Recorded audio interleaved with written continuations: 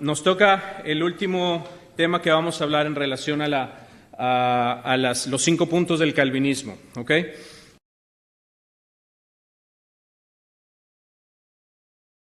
Y nos bromeábamos que no hicimos el tulip, sino hicimos el tulp, ¿va? Porque no hablamos de la gracia irresistible, aunque está ahí en todo lo que hemos mencionado. La gracia es como que el elemento que une todo lo que hemos estado diciendo, pero no hablamos específicamente de la gracia irresistible, ni modo.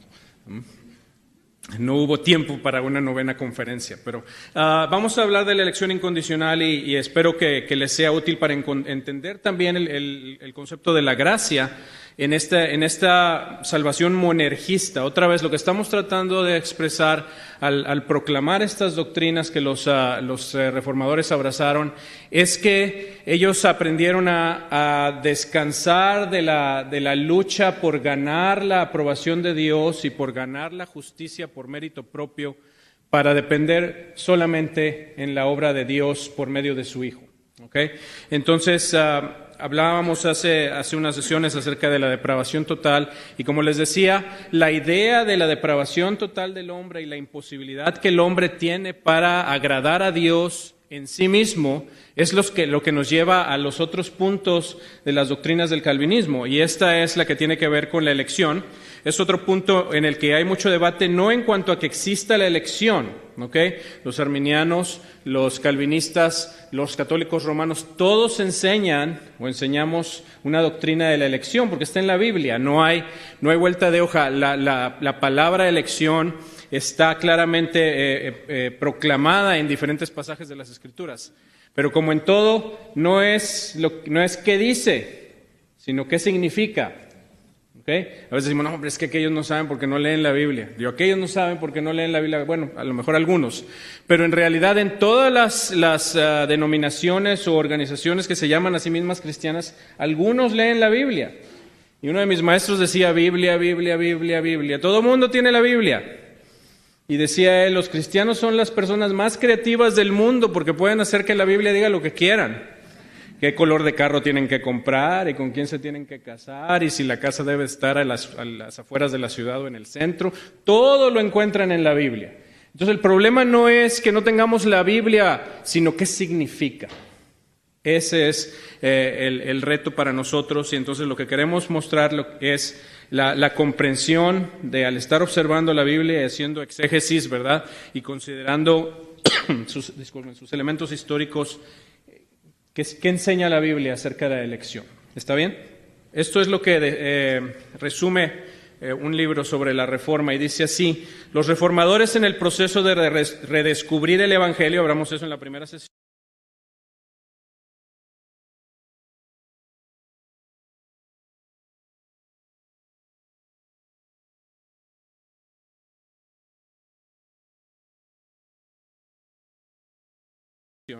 de salvación por gracia, aparte de cualquier obra humana, también redescubrieron la enseñanza bíblica y agustina de la predestinación y elección.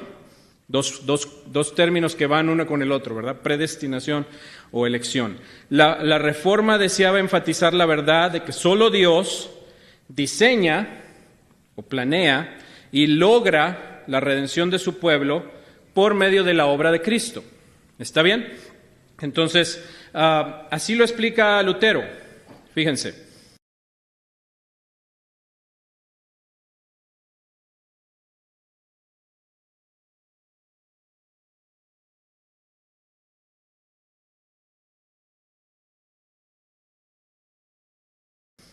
Y está en base a este pasaje de Juan 10 que ya lo hemos mencionado en varias de las sesiones. Ya que Dios me ha quitado la responsabilidad de mi salvación, yo no soy responsable de mi propia salvación, dice Lutero, y la ha puesto en sus manos, haciéndola depender de su elección y no la mía, y ha prometido salvarme, no por mi propio trabajo o esfuerzo, sino por su gracia y misericordia. Estoy seguro y convencido de que Él es fiel y no me mentirá, y también que Él es tan grande y poderoso que ningún demonio o adversidad podrá vencerlo o arrebatarme de sus manos. ¿Sí está claro? Yo creo que no estamos viendo todavía los textos de las Escrituras, pero lo que quiero que entiendan es qué es lo que están interpretando ellos. Dios me ha quitado la responsabilidad de mi salvación y Él ha tomado para sí esa responsabilidad de salvarme. Y al hacerlo, estoy dependiendo de la elección de Dios y no la mía.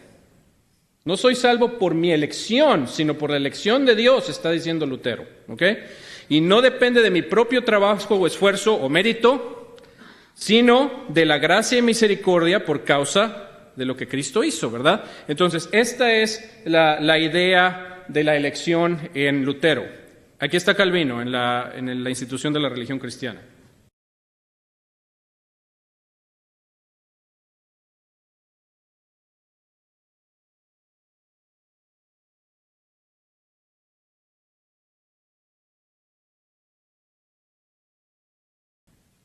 Llamamos predestinación, otro término asociado, el decreto eterno de Dios, es muy importante, el decreto sucede en la eternidad pasada, por el cual Él, en pacto consigo mismo, decidió el destino de cada ser humano. ¿Escucharon eso?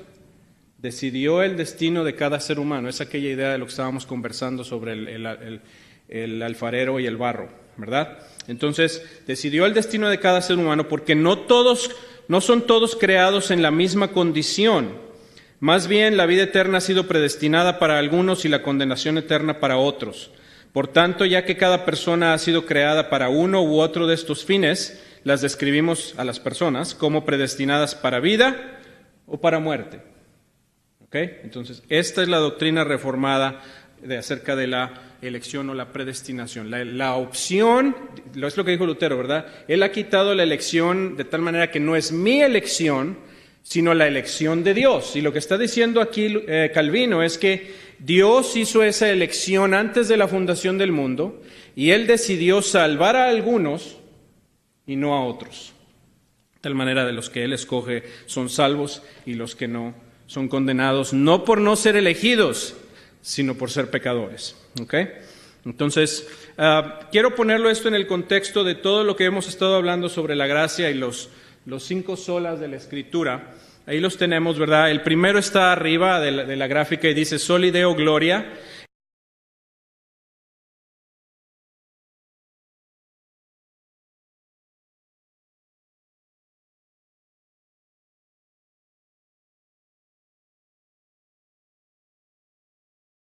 Entonces, la razón y el propósito de la salvación es la gloria de Dios. Esto es muy importante.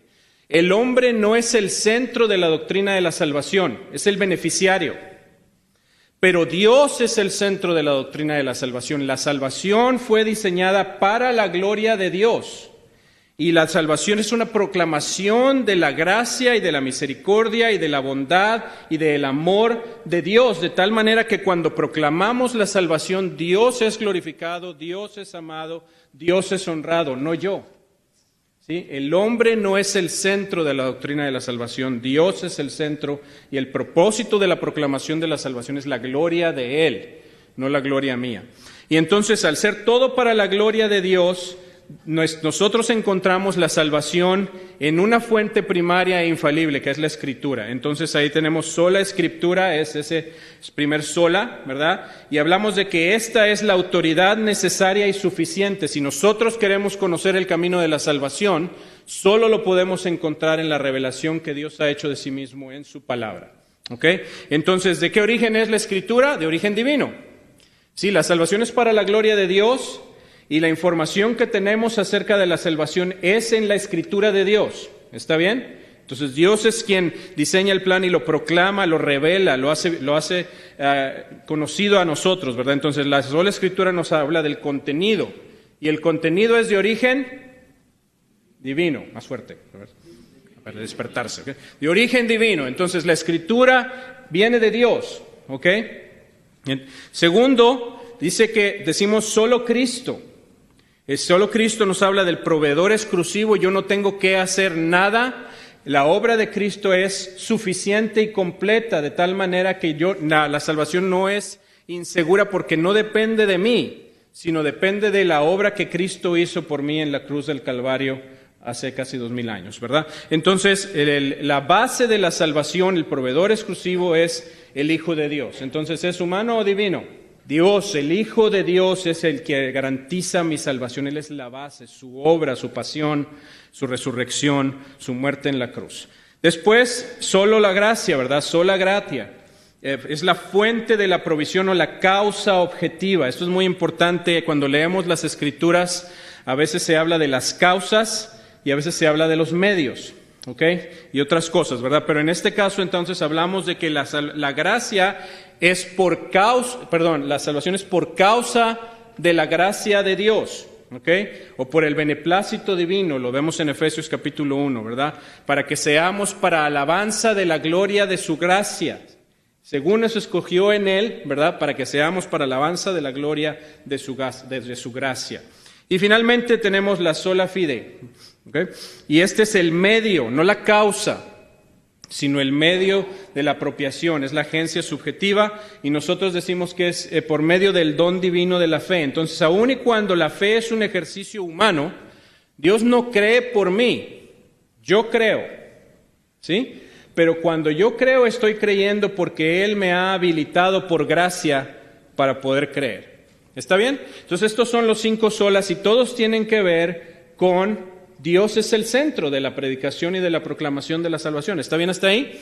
Entonces, en este contexto es que predicamos la idea de la elección. Y para mí, en lo personal, esta es la pregunta que me ha ayudado a lo largo de los años, ¿verdad? Bíblicamente tenemos los pasajes, pero como les digo, los arminianos tienen pasajes, los calvinistas tienen pasajes, los católicos romanos tienen pasajes. Entonces, ¿qué pregunta nos puede ayudar cuando estamos nosotros leyendo las Escrituras para entender la realidad de cómo es que la salvación se aplica a las personas? Y para mí, esta es la pregunta clave.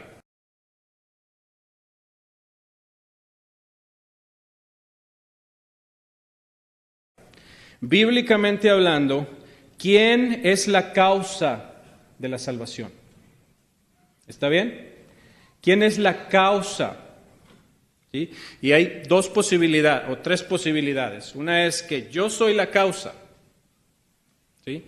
Yo, por mi propio esfuerzo y mérito y justicia, trabajo de tal manera que puedo llegar a estar delante de Dios y decir, Dios, tú tienes que salvarme porque yo soy justo. Esa sería una salvación humana monergista. ¿Okay? Yo trabajando para yo lograr mi propia salvación. ¿Okay? Y creo que claramente nadie predica eso, ni los católicos romanos, ¿verdad? Ni los católicos, ni los arminianos, ni, obviamente no los calvinistas. La otra opción es que la causa es una causa doble, sinergista, ¿verdad? O sea, la palabra sinergia, ¿qué significa? Sin es de la misma raíz de sincronizar, ¿verdad? Cuando hablamos de sincronizar los relojes, hablamos de ponerlos a la misma hora, al mismo tiempo. ¿Sí? Entonces, sin y luego ergo es 2 trabajando juntos. Entonces, si la causa de la salvación es sinergista, en la que Dios hace algo y yo hago algo, la salvación no es segura. Porque, aunque Dios es 100% eficiente e infalible, yo no soy. Y si alguna porción, un 0.00001% de porcentaje depende de mí, no hay seguridad de salvación. Pero si podemos demostrar que la causa de la salvación es solamente Dios, ¿verdad? Que es lo que estamos tratando de decir aquí. Si Dios es la causa de la salvación no se puede perder y es segura. ¿Está bien? ¿Está bien? ¿Está ahí? Entonces, cuando lo vemos esto en un pasaje, o en una gráfica, perdónenme, esta es mi gráfica que yo utilizo para toda clase de cosas, a lo mejor ya la vieron, ¿verdad? Una vez mi maestro decía que cuando uno ha escuchado a una persona como unas 3 o 4 veces ya le oyó todo lo que tiene que decir. Así es que ya no tienen que volver a ninguna charla que yo no. Pero este es un pasaje que para mí ilustra. Imagínense que la salvación es todo esto que está aquí.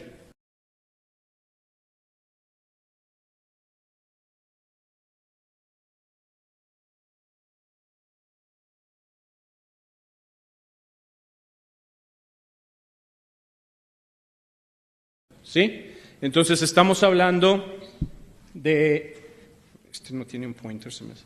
Así. A ver si no. Todo esto es la salvación. ¿Ok? Y lo que estamos diciendo aquí arriba es que la salvación es un proceso, no es un evento. Yo no soy salvo nada más instantáneamente. Bíblicamente la salvación sí ocurre inicialmente en un instante, pero luego yo soy salvo en el tiempo y el espacio. ¿Okay? Estoy siendo salvo hasta que llegue la eternidad futura. Entonces la salvación es un proceso. Y si no es instantáneo, quiere decir que hay eventos, ¿verdad? Hoy y mañana y pasado. Y la pregunta es, ¿se puede perder? Si la salvación la tengo hoy y es un proceso que continúa o no continúa, ¿la puedo llegar a perder sí o no? Bueno, depende de qué depende el proceso. ¿Está bien? Entonces lo que estamos tratando de decir es que aquí hay muchos aspectos del proceso y que todos ellos están en un marco de gracia. ¿Ok? Entonces por eso les llamamos a estas las doctrinas de la gracia. A Agustín se le llamaba el doctor de la gracia. ¿Ok? Si hablamos de la elección, cuando hablamos de la elección decimos que la elección fue hecha por Dios por gracia para alabanza de la gloria de su gracia. ¿Sí? Y entonces aquí tenemos al Padre eligiendo en la eternidad pasada. Después necesitamos la salvación objetiva que el Hijo realizó por medio de su vida, su muerte y su resurrección. ¿Ok? Y entonces aquí tenemos que el Hijo de Dios vino y siendo nosotros aún pecadores, Cristo murió por nosotros. Eso también se llama gracia. Entonces la expiación es una expresión de gracia de la segunda persona de la Trinidad. La predicación del Evangelio, si no hay el Espíritu Santo de por medio. ¿Cuántos de ustedes escucharon en la predicación del Evangelio varias veces antes de llegar a creer y poner su fe en Cristo? Ok, ¿verdad? Entonces, ¿qué pasó? ¿Por qué creyeron una vez y todas las otras 50 o 100 o 1000 no? Bueno, en el calvinismo decimos que hay una predicación en la que un día Dios hace algo. De tal manera que la predicación es diferente en esa ocasión y cuando siempre habías escuchado Cristo, Cristo, Cristo y tú decías, aburrido. ¿Y quién quiere saber de eso? Quiero vivir mi vida y para que cuando sea viejo y todo lo que decimos los jóvenes, ¿no? Y un día Cristo es hermoso y Cristo se ve diferente. ¿Qué fue? Y lo que decimos es el Espíritu de Dios. Entonces tenemos al Padre planeando y escogiendo, al Hijo haciéndole expiación en el tiempo y el espacio, y después a nosotros escuchando, y cuando estamos muertos en pecados, ¿verdad? Llegamos a escuchar el Evangelio y nacemos de nuevo y creemos. Y después tenemos un proceso de crecer en la gracia, ¿no se llama así? Crecer en la gracia. ¿Ok? Y se llama santificación y es esta idea de restaurar la imagen de Dios que fue perdida por causa de la caída. ¿Ok? Y esto también, todo esto es un marco de gracia. ¿Está claro? Entonces, el evento en sí mismo es a causa solo de la gracia de Dios. La gracia divina es la que habilita. ¿Ok? Entonces, lo podemos decir así, ¿verdad? Hay gracia aquí, hay gracia aquí, hay gracia en la predicación, hay gracia en la conversión y en la fe. Esto no es de nosotros, sino que es un don de Dios, ¿ok? Nadie puede gloriarse por haber tenido fe. ¿Sí? No podemos decir, bueno, pues le predicaron a mi vecino y me predicaron a mí, ¿y por qué creí yo y por qué no creyó él? Y si cualquiera de ustedes puede decir, es que yo soy más inteligente. No, es que yo soy más humilde. Es que yo escuché con más atención. Si hay cualquier cosa que hace de la fe algo en lo que hay un mérito personal, esa no es la fe salvadora. La fe que salva es algo que Dios me dio. Y si uno cree y el otro no, es porque el que ha creído recibió la gracia de Dios para creer. ¿Ok? Entonces, la fe es una expresión de gracia. La perseverancia de los santos es una expresión de la gracia. Es esforzarse en la gracia. Después, cuando lleguemos a ser glorificados, no es por nuestros propios méritos, sino es solo por la gracia. Entonces, todo el proceso es un proceso en un marco de gracia. ¿Está bien? Y luego, cuando hablamos de la base, Decimos que Cristo es la base.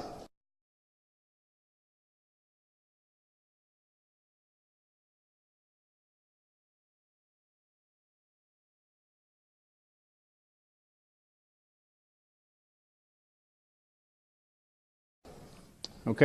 Y tenemos a Cristo siendo la base objetiva al morir en la cruz del Calvario. Entonces ahí tenemos a Cristo. Y si queremos nosotros crecer en la gracia, ¿qué necesitamos? No decirle al compañero, ¿verdad? ¡Le ganas! Sino, ¿qué? Con Cristo estoy justamente crucificado, ya no vivo yo, sino vive Cristo en mí. Entonces en la vida diaria es Cristo. Y cuando yo muera y me entierren y esté ahí, no me voy a parar solito, no voy a levantarme de la tumba, a no ser por Jesucristo, ¿verdad? Entonces un día seré resucitado por Cristo y con Cristo,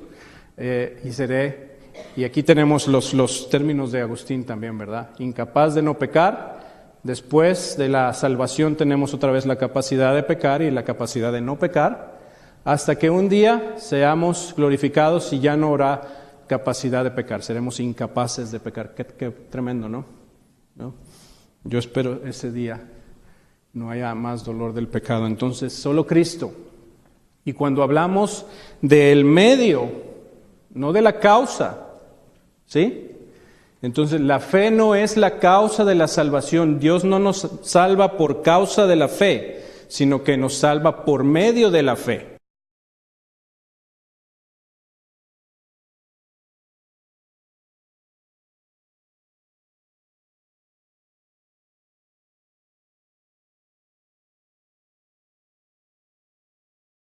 ¿Ok?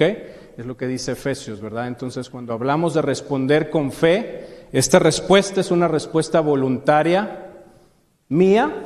Dios no cree por mí, pero Él me da la gracia para yo creer, ¿verdad? Él es el que produce en nosotros así el querer como el hacer por su buena voluntad. Pero cuando yo hago, lo hago yo, no lo hace Dios. ¿Sí? Entonces esa es la doctrina de la sola fe. Entonces en este marco es que hablamos de la elección. La elección es simplemente el primer evento de todo este proceso de gracia y sucedió antes de la fundación del mundo. ¿Está bien hasta ahí?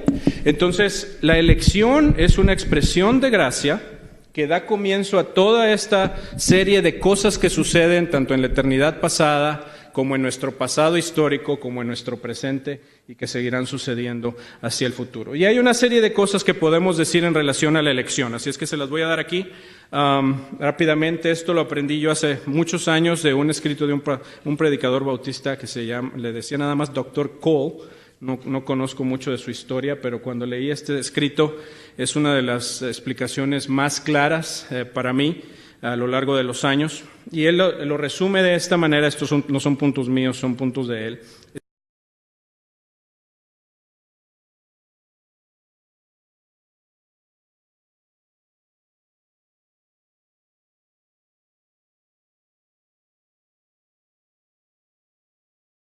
Excepto dos que agregué al final, ¿verdad? Pero en primer lugar, lo que decía Lutero, ¿verdad? Dios me ha quitado la elección de mi salvación y la ha puesto en sus manos, ¿sí?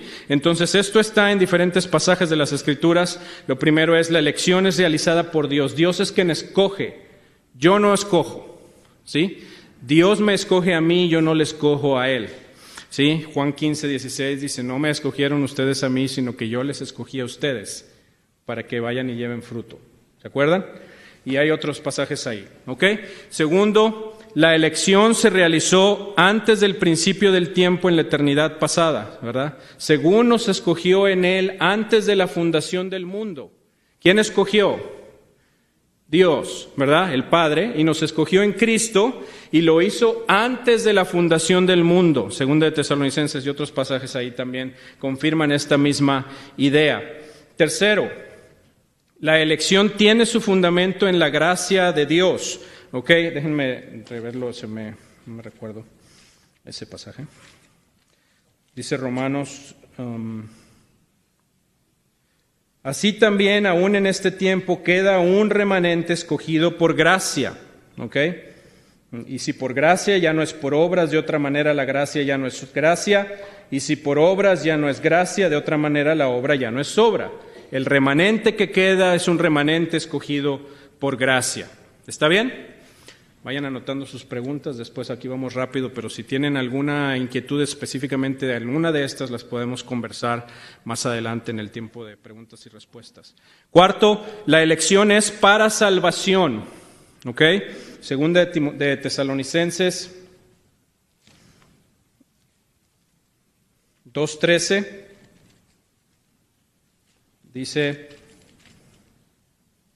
pero nosotros debemos de dar siempre gracias a Dios respecto a vosotros, hermanos, amados por el Señor, de que Dios os haya escogido desde el principio para salvación. ¿Sí está claro? Dios les escogió desde el principio para salvación. La elección es para salvación y no es la causa de que nadie vaya al infierno. Por favor, escuchen bien, la Biblia nunca dice eso. La gente va al infierno por causa de sus pecados y por causa de su rebelión y por causa de desobedecer el Evangelio voluntariamente. ¿Ok? Entonces, no podemos afirmar bíblicamente que las personas van al infierno por no ser elegidas. Eso no es bíblico. Lo que la Biblia dice es que si son salvas es porque fueron elegidos para salvación. ¿Está claro? Entonces, la elección es para salvación. Quinto, la elección no estorba a la salvación de nadie que quiera ser salvo. Ahora dicen, no, bueno, ¿y qué tal si alguien quiere ser salvo y no puede porque no fue elegido? No se trata de eso, ¿verdad? Nadie quiere ser salvo. Romanos capítulo 3, versículo 9 y 10 dice, pero ya hemos acusado a todos, ¿verdad?, que no hay quien haga lo bueno, no hay justo, no hay uno, todos se desviaron, a unas se hicieron inútiles, ¿verdad? Nadie busca la justicia aparte de la gracia de Dios, ¿ok?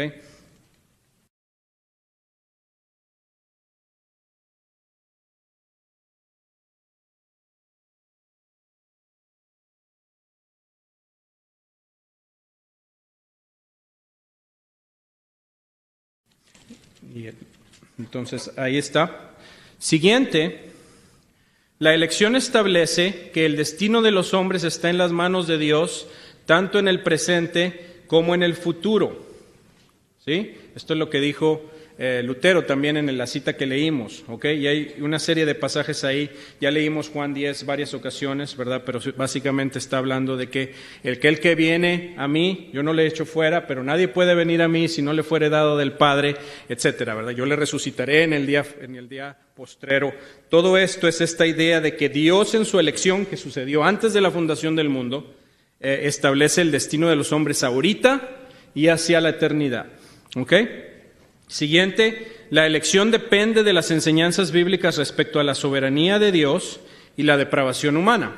¿Está bien? Si el argumento que tuvimos en la sesión anterior respecto a que el hombre es incapaz de no pecar y de que no puede en sí mismo hacer nada que no sea solamente aquello que es inclinado a lo corrupto y a lo malo, no puede salvarse por sí mismo, porque si la fe es algo bueno y si la salvación es algo divino, entonces no hay posibilidad de salvación aparte de que Dios haga algo. Y Dios nos dice que la elección es para salvación. Entonces ese algo que Dios hace es salvar a aquellos que de otra manera solamente están disfrutando de su pecaminosidad. ¿Okay? Entonces la elección depende de la enseñanza bíblica de la soberanía y la depravación humana. Por esto, si negamos la depravación humana y decimos que hay, por causa de la gracia previniente o por causa de que el pecado de Adán no me afectó de tal manera que ahora yo estoy muerto espiritualmente, entonces la doctrina de la elección cambia, ¿verdad? Pero si afirmamos la doctrina de la depravación total, tenemos que afirmar la doctrina de la elección incondicional. Siguiente, los elegidos se hacen manifiestos a través del arrepentimiento, la fe y las buenas obras. ¿Ok? Entonces déjenme, les leo ahí en 1 de Tesalonicenses. Dice, versículo 3, acordándonos sin cesar delante de Dios y Padre nuestro de la obra de vuestra fe, del trabajo de vuestro amor y de vuestra constancia en la esperanza en nuestro Señor Jesucristo, porque conocemos, hermanos amados de Dios, vuestra elección. ¿Se fijan? Dice aquí que ellos perseveran, dice que en la obra de vuestra fe, el trabajo de vuestro amor y de vuestra constancia en la esperanza en nuestro Señor Jesucristo. Y uno dice, ¿cómo hacen eso? ¿Cómo creen los santos y cómo perseveran los santos y cómo aman los santos? Dice, porque conocemos, hermanos, amados de Dios, vuestra elección. Porque nuestro evangelio no llegó a vosotros en palabras solamente, sino también en poder, en el Espíritu Santo y en plena certidumbre. En otras palabras, el hecho de que ustedes sean elegidos hace que la predicación sea poderosa y los transforme, como bien sabéis cuántos fuimos entre vosotros por amor de vosotros, y etcétera, ¿verdad? No tenemos tiempo para leer todo el texto, pero ustedes lo pueden leer. Entonces, los elegidos se hacen manifiestos a través de arrepentimiento, fe y buenas obras. Siguiente, la elección no hace a Dios injusto. ¿Escucharon eso? La elección no hace a Dios injusto, ya que no es un asunto de justicia, sino de misericordia. ¿Sí? Hace algunos años leí un libro de este hermano que se llama R.C. Sproul, y él tiene un libro que se llama Escogidos por Dios, y narra una situación que él tuvo siendo maestro. Y tenía una clase que era muy similar a este auditorio, que habían 300 personas. Y entonces dice que llegó al principio del semestre a dar esta clase y él les dijo a todos los estudiantes, hay solamente 3 requisitos para esta clase, hay 3 trabajos, uno al principio, uno a la mitad y uno al final. Y la única regla es que los trabajos tienen que estar a tiempo. Y si no los entregan en la fecha determinada, de acuerdo al sílabo ahí, tienen 0. ¿Alguna pregunta? No.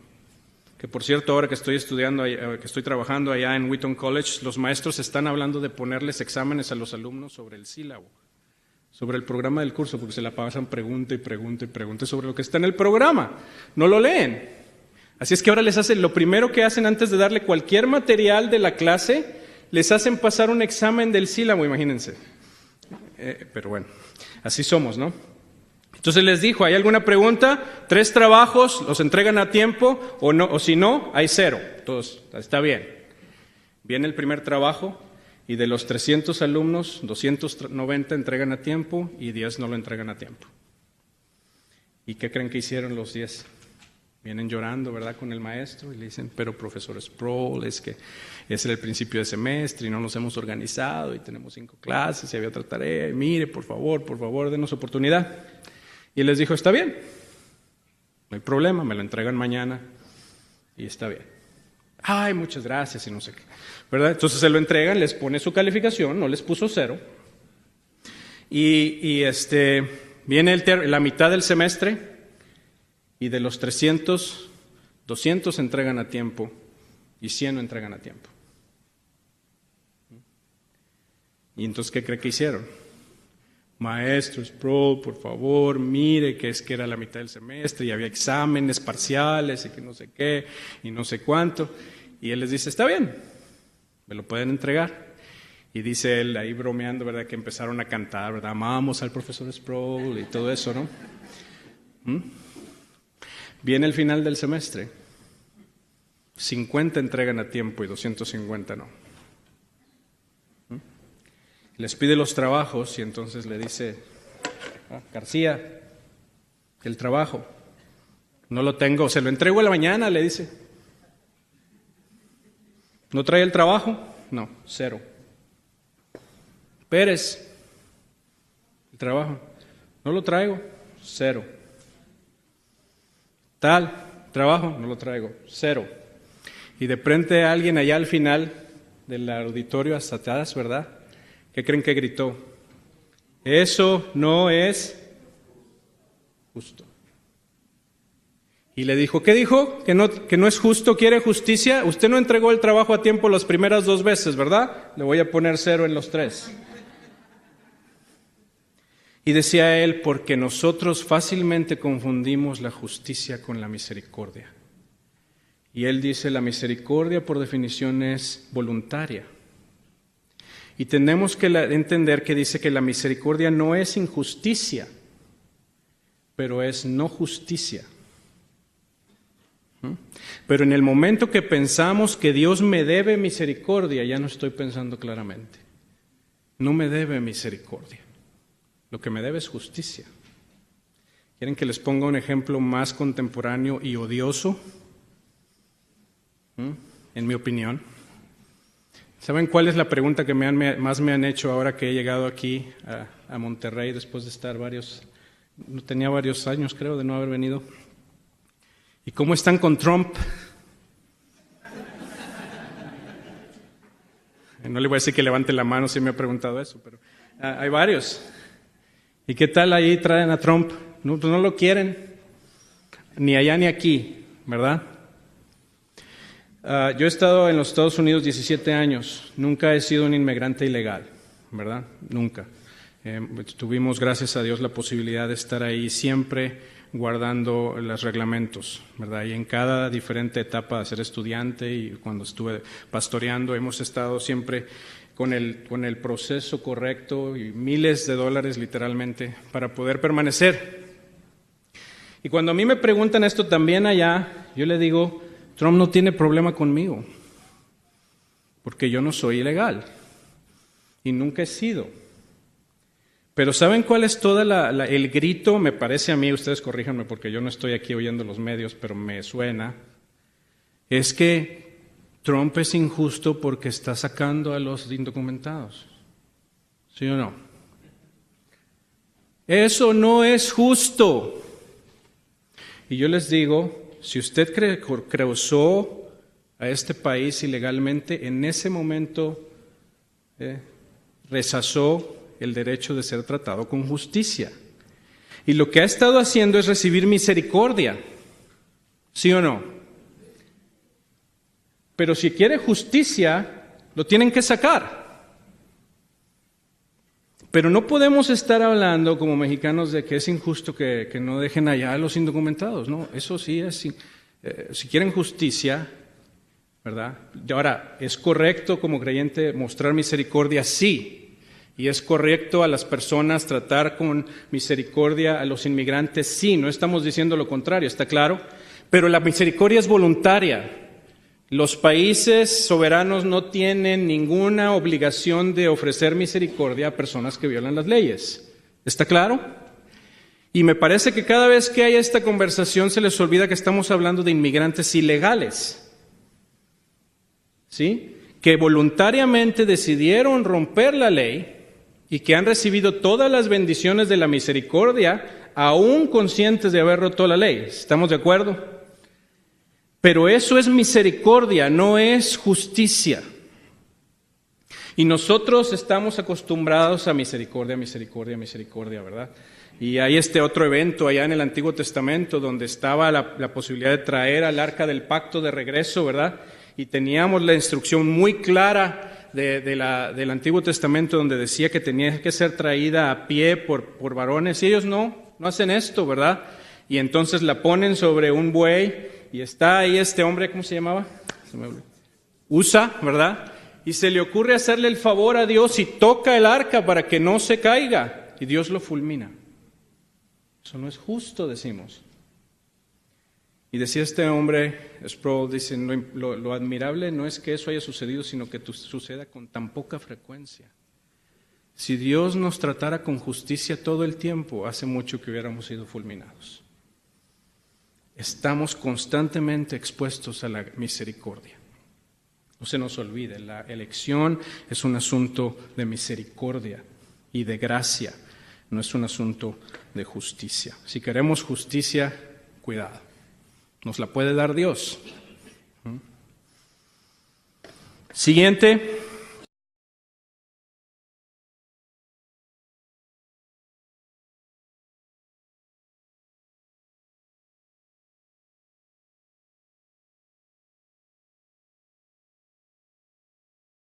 La elección, escuchen, este es importante porque es una de estas que es muy controversial. La elección es en base a la presciencia de Dios o el preconocimiento, esta idea de que Dios conoce de antemano lo que va a suceder. ¿Sí está bien? Han oído eso antes, ¿verdad? Dios conoce todas las cosas potenciales y posibles y actuales, decimos, ¿verdad? O potenciales o actuales, las cosas que pueden ser posibles y las que son. Entonces a veces decimos es que Dios elige en base a lo que Él sabe que va a suceder, ¿sí? Pero nosotros decimos aquí que cuando analizamos los textos bíblicos que tienen que ver con la elección para salvación, Esta es una elección en base sí a la presciencia y el amor de Dios, pero es la presciencia de individuos, no de acciones. ¿Sí? En otras palabras, lo que Dios conoció antes del principio del mundo no fue las acciones de personas, fue a personas específicas. Giancarlo habló de esto cuando habló de la expiación limitada, ¿verdad? Entonces tenemos, por ejemplo, ahí en Primera de Pedro,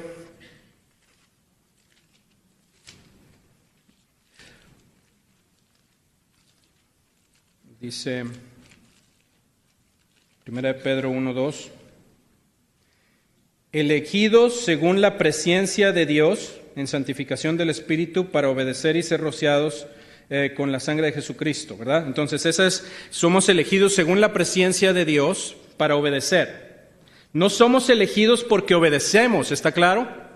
Sino que somos elegidos para obedecer. Y si leemos Romanos capítulo 8, vemos que dice en el versículo 29, porque a los que antes conoció, no dice, ¿verdad? A los que antes conoció también los predestinó para que fuesen hechos conformes a la imagen de su Hijo. Pero lo que dice aquí no es que porque a los que antes conoció que iban a creer. No dice eso, ¿verdad que no? Aquí dice a los que antes conoció. Él conoció a ciertos individuos, amó a ciertos individuos y a esos los eligió para la salvación. ¿Ok? Entonces esto se conecta con el siguiente punto. La elección no es en preconocimiento de la fe, sino para posibilitar la fe. La elección no es porque creemos, sino que creemos porque somos elegidos. Mire pasaje Tito capítulo 1, versículo 1.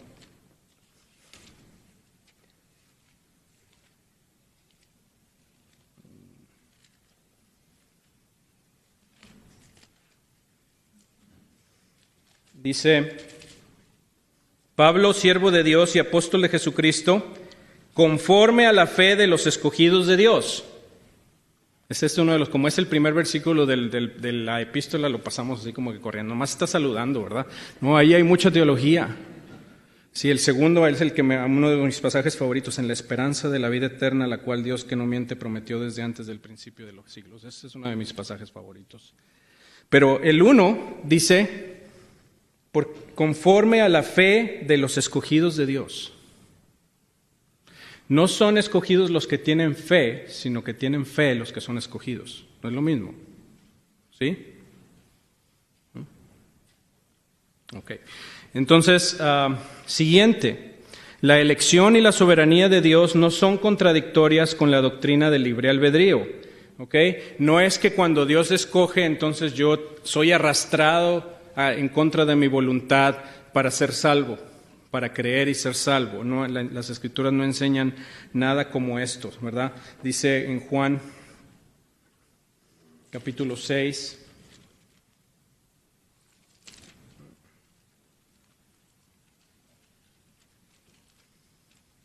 versículo 37.